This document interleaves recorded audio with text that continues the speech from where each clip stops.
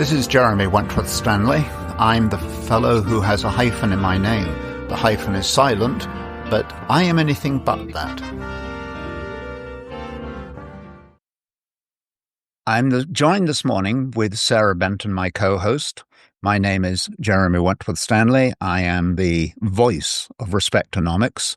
And today, Sarah and I don't know if you're sitting in your car, I don't know whether you're sitting in your office, whether you're sitting at the kitchen table, or wherever thou art. This subject today is on small groups. And I better get my toujours la politesse in place and say, good morning, Sarah. It is lovely to be with you this morning. Good morning, Jeremy. Good morning, everyone. Always lovely to be here. It's nice to be here too. No, we're going to talk about small groups. And we think, Respectonomics believes, small groups are probably one of the most important dynamics to the way that we unfold all of the abuses, all of the problems, if you will, that we encounter either in the social world, the business world, but wherever we are, we need small groups. But there are one or two definitions to small groups that I think are helpful, and I'd like to go through them, if I may, Sarah. You've had experience with small groups, I know that. And I want to explore them from a number of points of view. First of all, I read just last week, this is really remarkable, there was an Austrian economist called Hayek, and I think he wrote this in the 1920s or 30s, I'm not sure when he wrote it, but he was talking about socialism and capitalism. And I was sort of reading about it and going through my usual sort of yes, no, no, no. But the fascinating thing is that socialism is best exhibited in small groups. Capitalism is terribly exhibited in very, very large groups. And we can get very moral about all this, but the trouble is capitalism has a horrible feeling of being like a tidal wave, and it swamps you. You know, there's a big movement to electric cars, or there's a big movement to something or other, to huge houses. And all of these big movements, they're sort of capitalistic in the sense that they get money working and so on. But my goodness, they're like tidal waves. And we always want to put up our hand and say, hey, don't swamp me. Well, we have a way of not swamping me, and that is by going into small groups. Small groups are a very powerful entity. And we should examine the nature of them, the dynamic of them. And the first thing is a small group, I believe, is defined as fewer than 12 people. Okay. Just so we've got a starting gate. A number, yep. A number. And in that group, what happens is, and it really doesn't matter what the subject is. If you want to go and talk about the history of art, if you want to go and talk about the cost of harvesting corn or beans, you can have a small group on any subject you want. And in a way, therein lies its beauty. The small group can talk about anything it wants. Big groups can't. They have to have agendas and all those nasty things. A small group, and you and I do this all the time. In the Dignity Trust, we get together and we talk about an idea, we kick it around.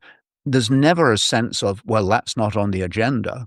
It's a total mind mapping exercise, meaning we can let our minds do the mapping and we can go.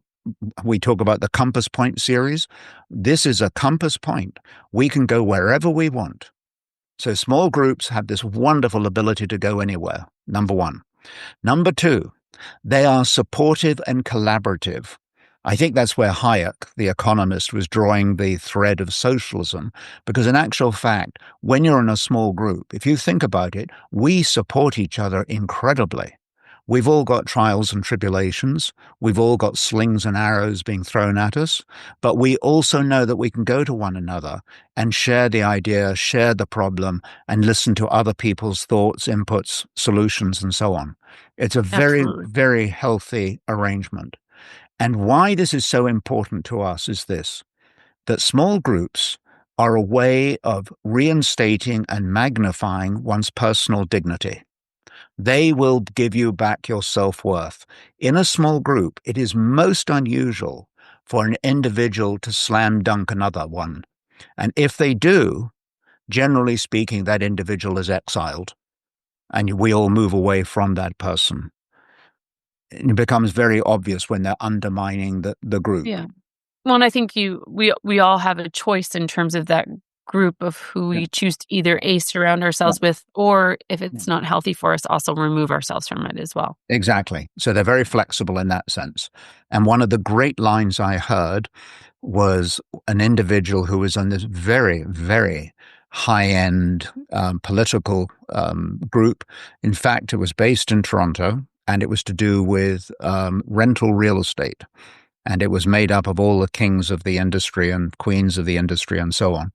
Anyway, the point was that a colleague of mine decided that he didn't want to be there anymore. And I asked him about that. How did you exit? And he said, I just told them I didn't want to do it anymore. Oops, I'm sorry, I couldn't hear you, Sarah. Can you hear me, I Sarah? think sometimes we're afraid to just be so direct and to speak the truth, right? Yeah, exactly. But I don't want to do this anymore is a wonderful out. It's very easy to say, no, I don't want to do this anymore. That's it. And it doesn't, nobody has to ask you the reason. If they do, that's up to them, I suppose. But it's a very easy way to extricate yourself from a small group. But there's one or two conditions to the small group that I think are important. And one of them is that if you're going to set up a small group, one of the dynamics is to say that to that group that at the end of a year, or let's say a year, at the end of the year, you are going to split yourselves up into two groups. And then you're going to bring in new people. Because the one Mm, problem with a small group is it doesn't take long before it becomes very inward looking, mm. because it becomes almost selfish, it becomes elitist, and it actually excludes the ability for other people to join in. You may have had this experience. You join a small group and you're almost looked at as a foreigner. If you So, think about it, you go back to school days. yeah, So just something to be mindful of, like while yeah, we're talking about what the positive yeah, impacts are of a small yeah. group, Hmm. there's always a right, and it's that the clicky group, Yeah, exactly. right? So, to avoid being a cliquey group, call it that, because that's a very unattractive arrangement. And you see them in every organization. You know, you see executive committees who become very cliquey. You see it, production committees that become very cliquey. See it in sports, you see it in Yeah, community, yeah, you see it in the yeah. workplace, you see it in family even. Exactly. So one Yeah. of the solutions to that is to agree at the starting gate that here's the group that's going to be talking about, let's say, dignity. The Dignity Trust is a good example. And over the next year, we need to split ourselves up into two groups so that we bring in fresh ideas, fresh people, and move away from the sense of or the risk of elitism or any of those nasties. So that's one thing. Secondly, the other thing is this: the small group is actually probably the key to changing some of the fundamental cultures that we, roughly speaking, today call abusive or suffocating. We are in so many cases treated, frankly, appallingly, whether it's by the political elite or by the business elite, but we are treated appallingly. There's a sense of you will do this, you will not think, you will sit down, you will stand up, and you will not collaborate, you will cooperate. And you get this sort of sense of being a robotic, anonymous automaton, and it's not a very nice feeling. A small group allows expression to take place. And if you take the concept of a small group where you will get spontaneous thinking, you'll get expressive thinking, you'll get innovation. We've all been in these small groups, and it's unbelievable the ideas that come springing out almost from nowhere. It's like the Mhm. universe delivered them.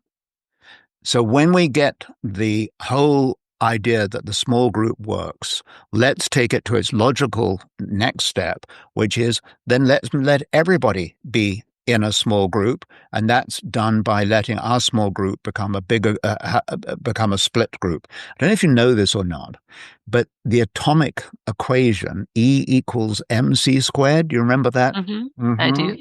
Mr. Einstein. Yeah. Yeah, he was after Newton, by the way. I just thought you'd like to know that. Mhm, Thank you. mhm.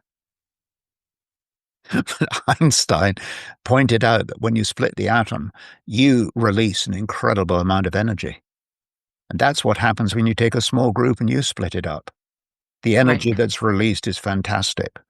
The other thing I love about small groups is they tend to be transparent because there's nothing to hide. So Right. you can be. And that's that in today's world is very difficult.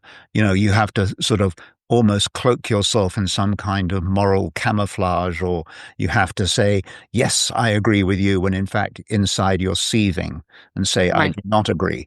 The small group allows those kinds of expressions to be made, to be filtered, and to be accommodated. The last thing I'd like to say, Sarah, and I'd like your comment on this one, please, Mhm. and that is this whole business of getting the message of respectonomics, should we say, out into the world. I had originally thought it would be podcasting to a zillion people and speaking to large groups and, shareholder meetings and so on. I've come to the conclusion our responsibility is going to be to small groups. So Mm. what this says is, if you are a small group, bring in respectonomics, bring us in. We have the worksheets, we have the tools, we have the ideas, and we have the ways of rebuilding individual dignity and expressing that dignity into other people's lives, and also allowing corporations to understand the beauty of dignity, both in terms of delivering dignity and receiving dignity. When we do that, you create a harmony that, quite frankly, will conquer every commercial risk you could ever think of. It will be very, very powerfully successful. So, small groups, let's wave the flag at them, let's build them up, and I hope our listeners will come back to us with ideas on small groups and their inputs and ideas on it and so forth. We're saying, yeah, they work, let's go with them. Fantastic, Jeremy. I rest my case. Thank you, Jeremy. Thanks so much, Sarah.